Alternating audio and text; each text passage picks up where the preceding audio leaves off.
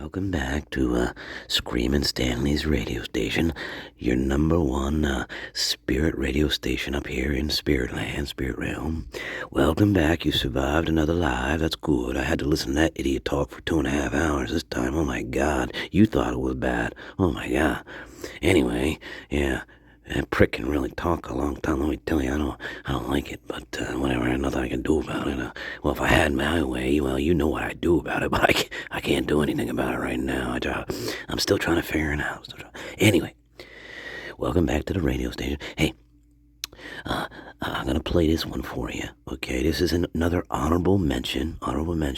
We're getting close to number one, and you know when that's gonna be revealed. And then I guess this idiot's gonna get into a video that he wants to do. Oh my God, yeah, just what you want to need. Just like you need another one. You know what I'm saying? Like you really want another one, don't you? Okay, I know. Believe me, it's a rough business. It's a rough business. Anyway.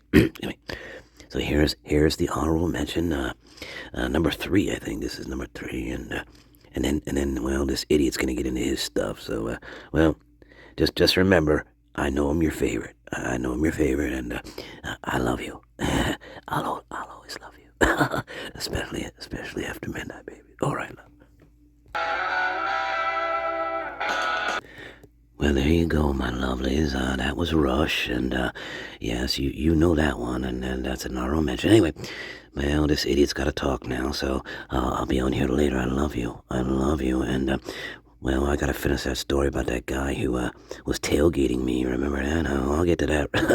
Well, he doesn't remember. Anyway, God, here's this prick now. Okay, all right, bye. Alrighty, my loves, lords, lads, dudes. Thank you, Stanley, for that. It's Screamin' Stanley, you moron. Sorry, Screamin' Stanley, alright, Screamin' Stanley, yes, the number one radio station in all of Spirit Realm, and don't forget it, just don't forget it, alright? Alright, good grief, already? It's pretty early for this already, alright? Yeah, well, you're the one that started it, so, alright, enough. Well, we're gonna look at, you know what? I want to look at more family ties. It's the ties that bind, correct? And so I want to look at this one with you guys. And boy, I started watching this, and I'm like, and you guys have already seen this, I'm sure. This came out about a year ago, I think. Man, this is weird. There's another weird one, guys. I mean, they're all weird, right? They're all fucking weird here. The whole goddamn town is weird. Again, Dark Night of the Scarecrow. All right, here we go. Yeah. This one kind of, some of this gave me the willies too. Yeah. So here we go. Oh my God. Yeah. This one definitely gave me the willies. Look at that. Holy crap, guys. I don't know. He's like, it's almost like a puppet. It's almost like a puppet. Like, you can talk now, and he's like. He nods his head. Okay. Oh my God. Oh, Maisie. Oh my. Wait, that's not Maisie. That's not Maisie. Oh my God, that looks like a 40-year-old version. Oh my God. I didn't mean to cheat on you, Maisie. I didn't mean to cheat on you. Oh my God. I don't love Josie. I don't love her anymore. That's not Maisie. That's not Maisie, though. Oh, my God. All right. It's been a year. I think a lot of people are just wondering how you guys are doing a year later. I would say that, under the circumstances, we're doing great.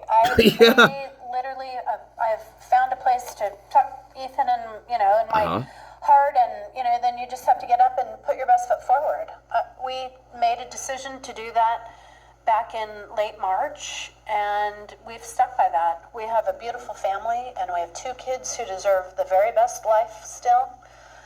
She freaks me out, guys. Deserves to she freaks me out. Start where we left off. Something about her that creeps me the fuck out. Literally a year ago, Parents Weekend, we were celebrating these amazing kids that we'd raised. Right. We were like, okay, maybe we get to step back and. You know what? We've heard this story from her over and over and over again. It is definitely rehearsed. This is a rehearsed narrative that she likes to talk. I must have heard this from these people in like what 3 or 4 interviews now. I'm watching these people. She likes to repeat the same lines. It's really, I mean, hey, whatever. I'm just saying. Anyway, she creeps me out, guys. She creeps me out. She creeps me out. You know, they have each other, and Come on, woman, you creep me out, you do. they're gonna live the best life, and they'll always have. Like she's gonna plant you in the corn, right, guys? Oh my God, yeah, children of the corn, but she's gonna plant you. The 3 of them. And then she's gonna write a weird book about you. Okay. That's hard to look back on, though. Weird book. it is, but it is what it is. It is what you are. It's a really terrible situation that our family has been put into. We were a great family before, and we have to go on and continue to be that. And you are that. We are. Is that We right? You are, can and nod your head every once in a while. Yes. You worked My hard. mom He's will like, be there, wait, yes. where am I? Yes, Okay. I think it's the very first thing I actually told Maisie and Hunter when we. She's probably like, did I give him enough? Did I sedate him enough here? I mean, or maybe I over sedated him. Okay, you can talk. Okay. Just say something.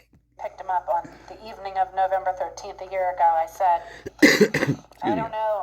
I don't know if I can repeat on camera exactly what I said. Why not? But I said, I don't know what just happened here, but this will not sink our family. You don't know what happened. It won't. And you just get to a point where you have to make a decision to Make money. carry on. Carry on. Sorry. Move on. And make And money. you're doing that. We are. There's so many wonderful things that you're doing in honor of him. But Yes. Jim, say something, please. Later. I'm a lot better than I was. Just knowing that the 2 kids, Hunter and Maisie, are doing well. Amazing. It's a relief for me. It was very important to me that they carried on, went back to school, and Got that scholarship money. I just glad that they're doing well. They are. They are doing well. It's literally all that matters. As a mom, right? When your kids are happy, Yeah. we're happy. I don't know, guys. You know, interesting here. Interesting dynamic between these two. You can kind of really, strip away all the bullshit in this case, right? That we know is bullshit, right? You can actually feel for this guy a little bit, right? You can actually kind of feel for him. You can kind of feel the sadness in his voice, right? Right? And you know, and you can, to me, you can kind of feel that a little bit here. You can kind of feel the sadness, the heaviness, right? But she's such a sharp contrast to him. It's spooky. It's spooky here.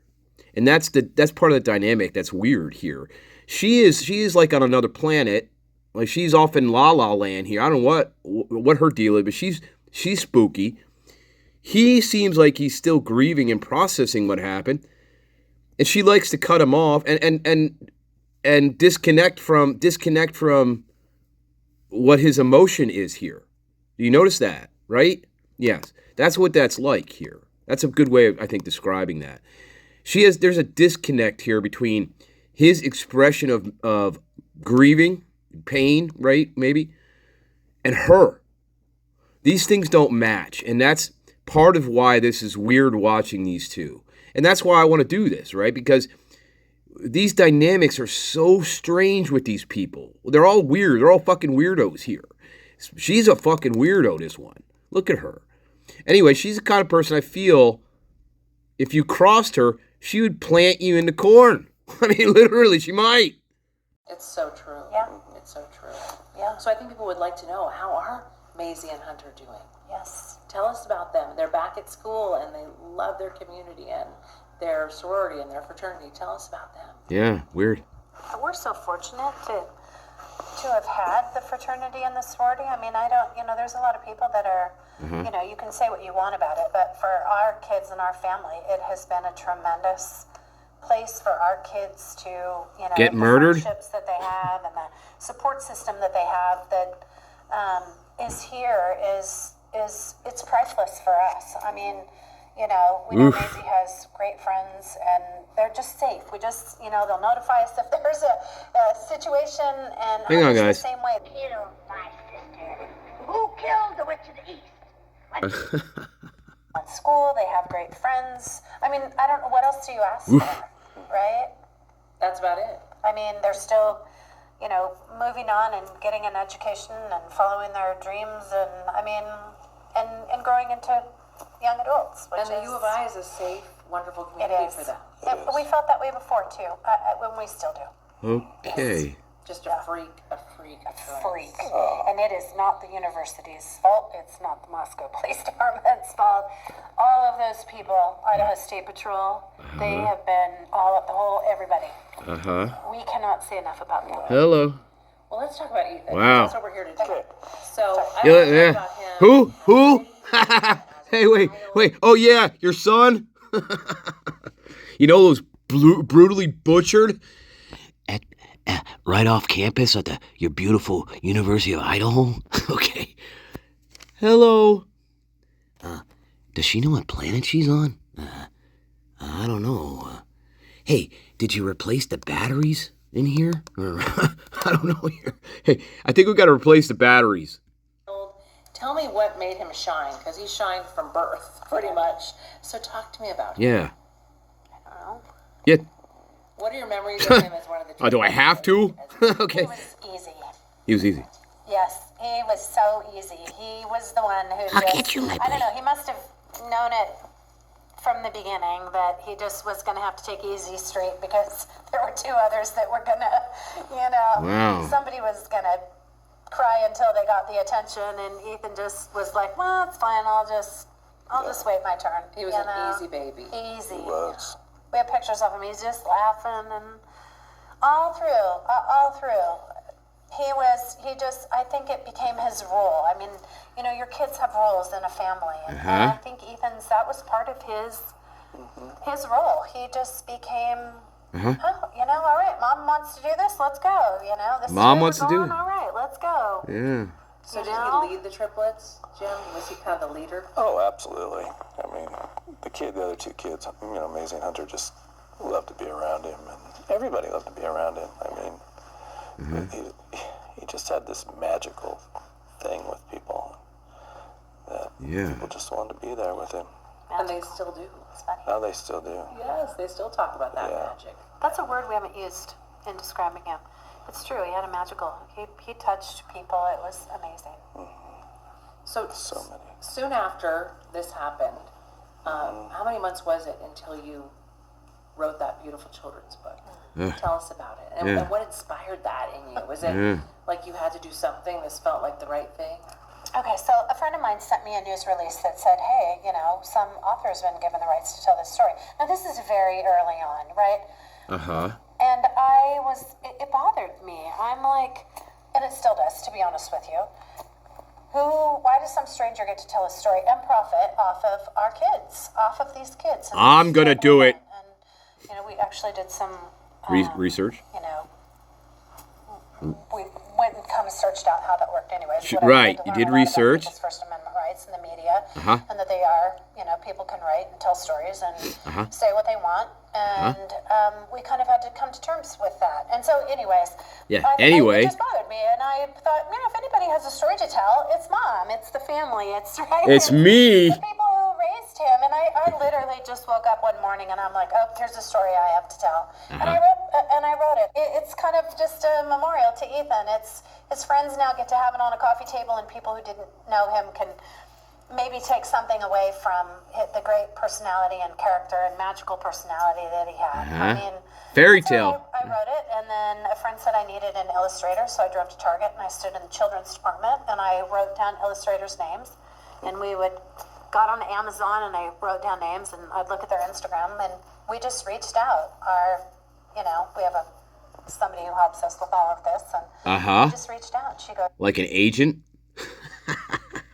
Just say it, Mom. You got an agent. It's okay. You want to make money off your dead son's name? It's okay. You didn't want anybody else doing it. You figured, hey, if somebody's going to make money off my dead son's name, it's going to be me. Mom, not anybody, not you either, okay? Jim, or whatever. I don't even know if that's your name, but right, Mom?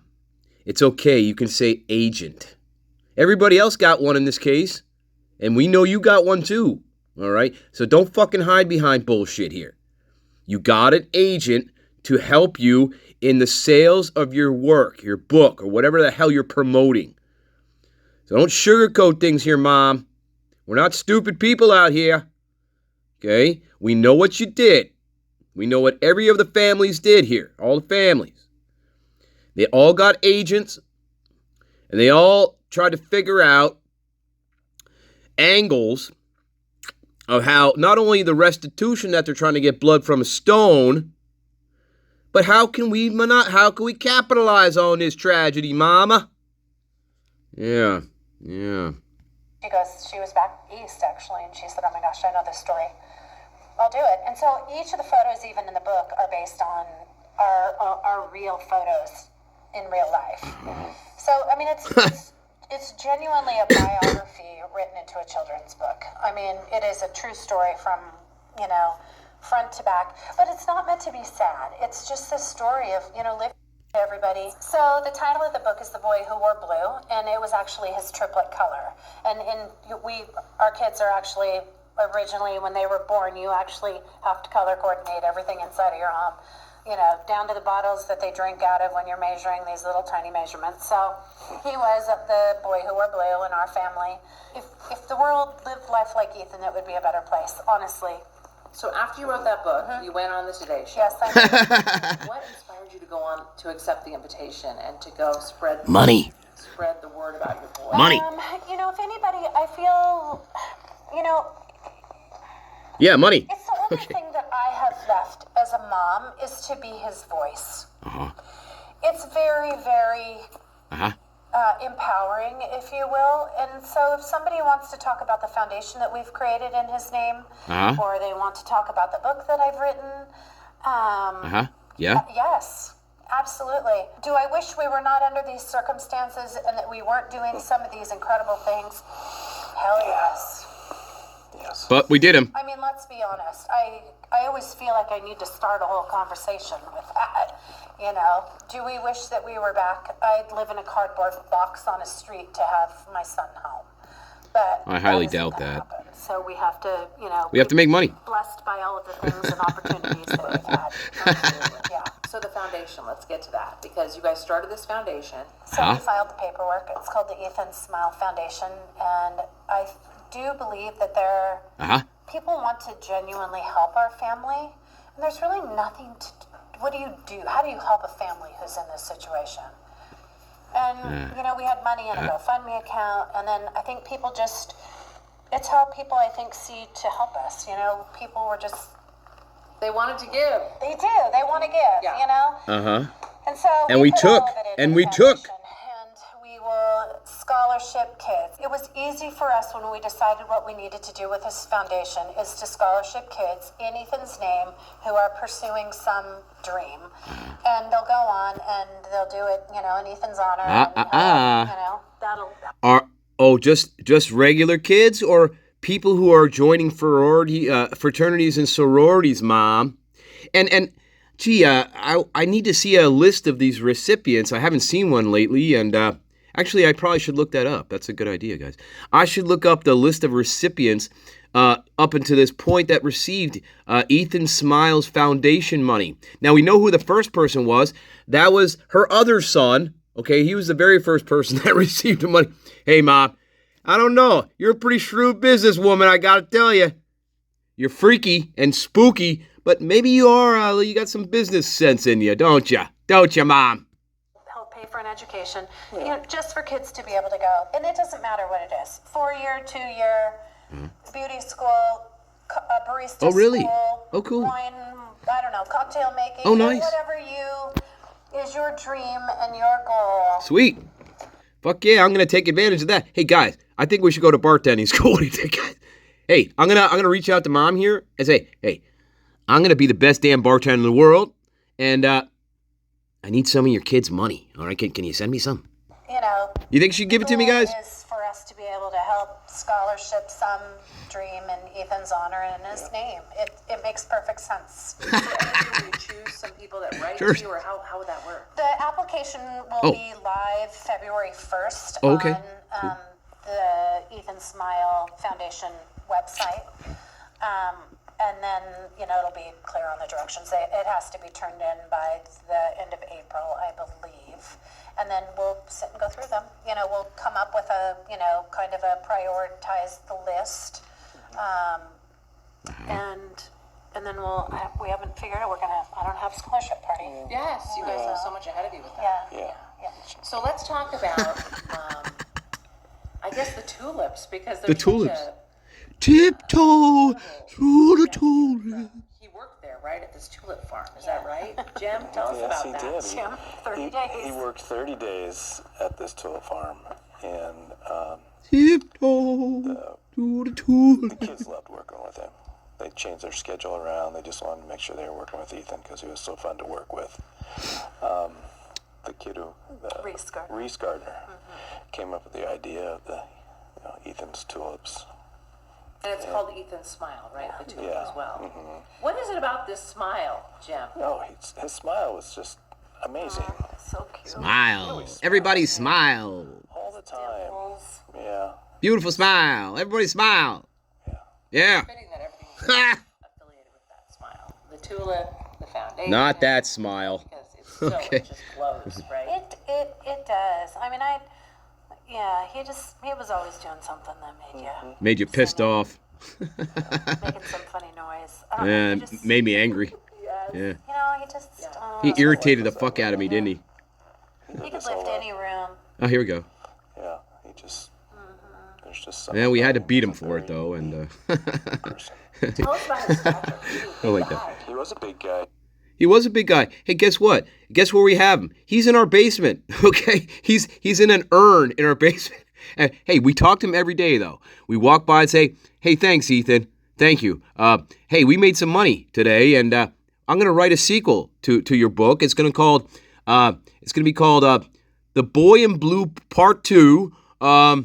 The Boy in Blue Part 2, Santa's Revenge. That's what it's going to be called. Guy, Ethan was 6'4", and he's very broad in the shoulders, but his heart was the biggest part. Yeah. Really was. I mean, he just loved to be around people. He really did. Yeah. He just was so full of joy and so full of fun. No, and Mom. No. Loved country music, and he was in love. And I think we talked a little bit about that, him being in a relationship that he was really loving. Oh, God, I hated Tell that us bitch. what Huh, you Mom? hear about that relationship. Oh, do I have to? Look at her. Look at her. Blessed to spend the summer with Xana. We feel very fortunate to have known them. The most important thing I think that people should know is that I hated her. Ethan was exactly where he wanted to be. We say in our family he was in the right place at the wrong time. At the university, right. And, That you love. You just have to live with that. None of us, we all knew where Ethan was.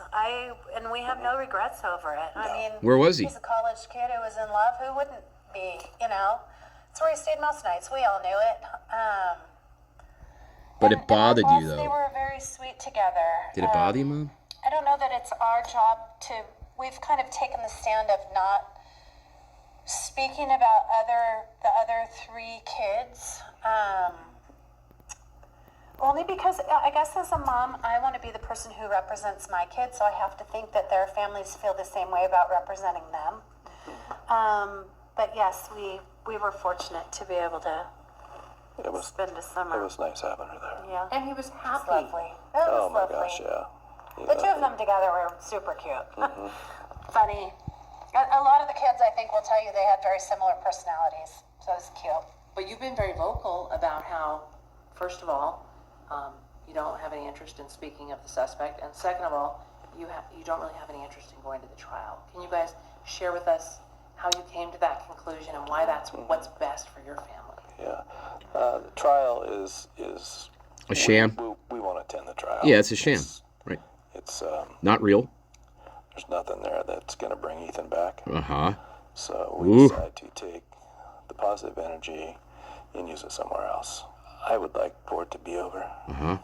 Yeah, I'm sure you would. I think we have to tuck in for the But long haul. there again, I don't know. the outcome for us is still the same. It took one of our kids, right? It just can't sink the rest of our family, and that's how we decided to take it. It's a choice. Tell me about CrimeCon, because you and I talked about this. First of all, for those who don't know, what is CrimeCon, and why did you feel called to go there? Yeah. It seems unlike you. We'd almost have to do a whole, 100%. I don't disagree with that. And I think that there were some people that were like, what on earth is she doing? So I was asked, CrimeCon is it's a convention for kind of true crime aficionados, I guess, if you will. There is a huge national following of true crime in this nation.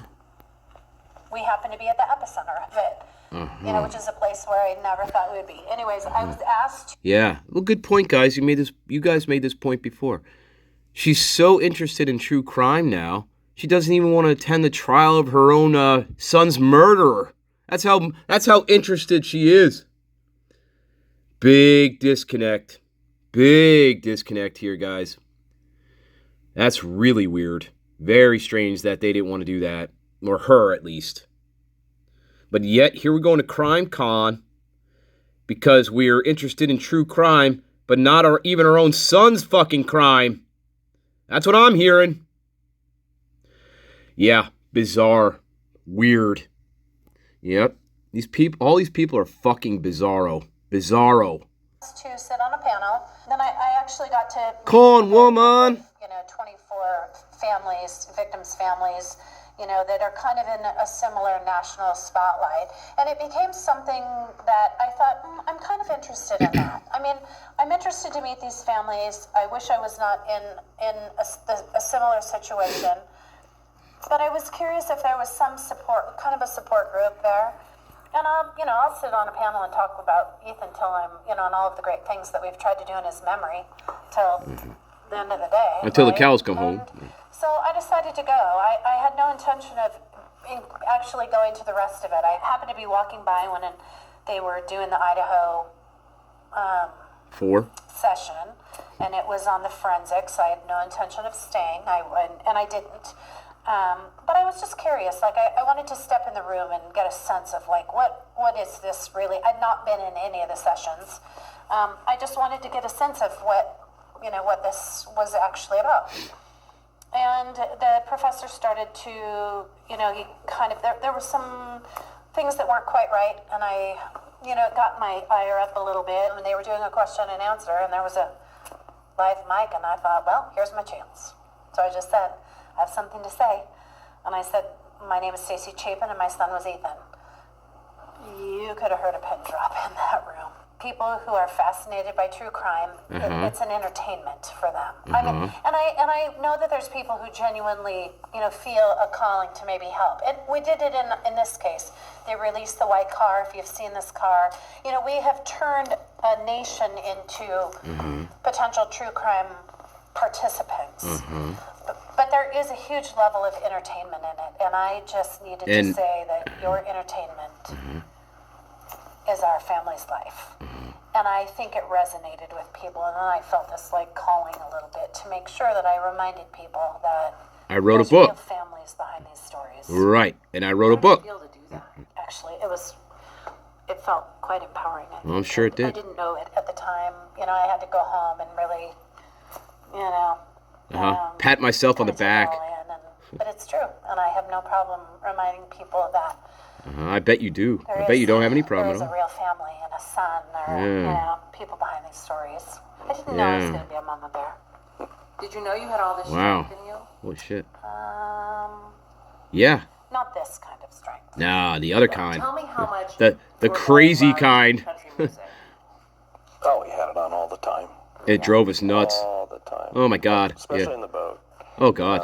He'd always have it on. We'd surf, and I tried to drown him. I'd always get in trouble because I'd turn it down a little bit, and then he'd go, turn it up, and stuff. But he did. He played it in the Jeep.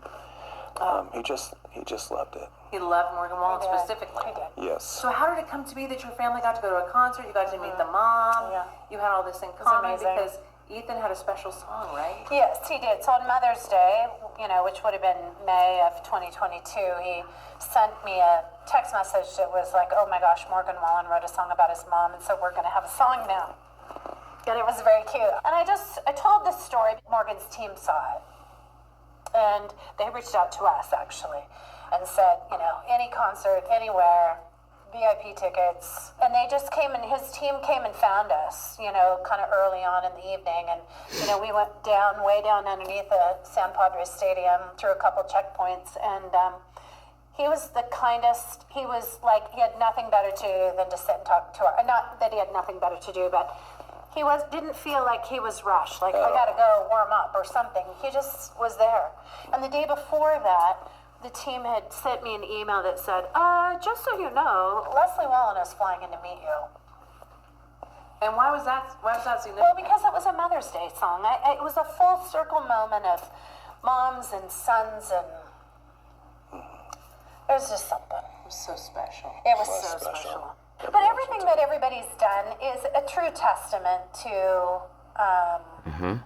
Ethan and his personality and all of the great things that have, people have done for him.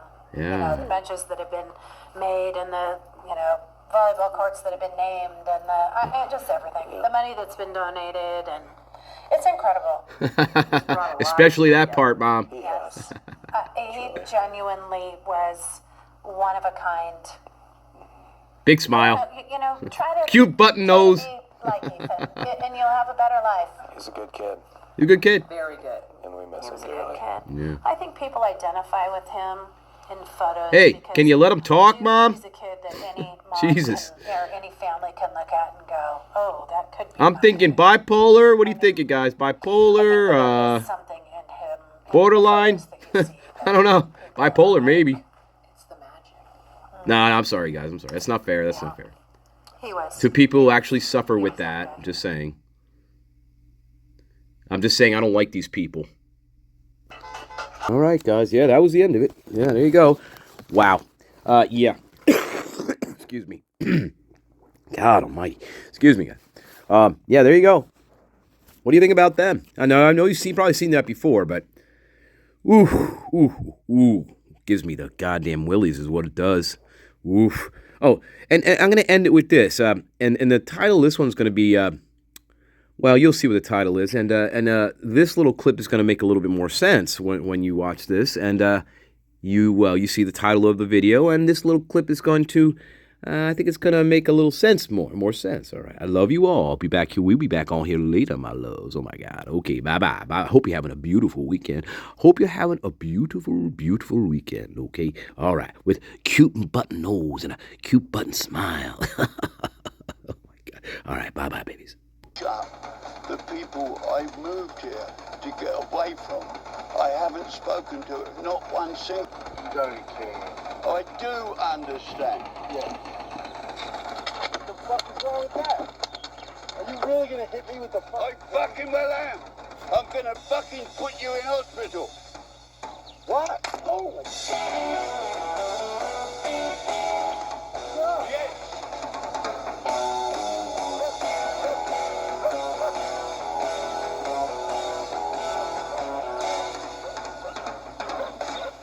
Ginger Baker just hit me in the fucking nose.